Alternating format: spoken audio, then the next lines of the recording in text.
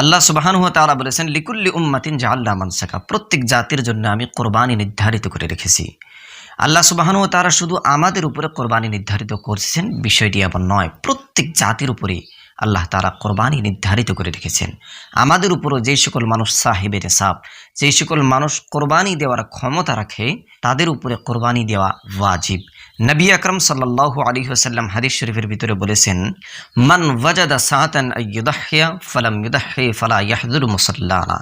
যেই ব্যক্তি কোরবানি দেওয়ার ক্ষমতা রাখে, আল্লাহ সুবহানাহু ওয়া তাআলা যাকে কোরবানি দেওয়ার ক্ষমতা দিয়েছেন, এরপরেও যদি ওই মানুষ কোরবানি না করে, এরপরেও যদি ওই মানুষ কোরবানি না দেয়, আল্লাহর নবী বলেছেন ফালা ইয়াহযুরু মুসাল্লানা, ওই ব্যক্তি যাতে আমাদের ঈদগার কাছেও না আসে।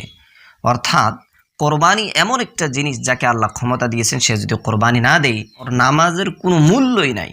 এর জন্য নবী বলেছেন সে যাতে আমাদের ঈদগার কাছেও না আসে।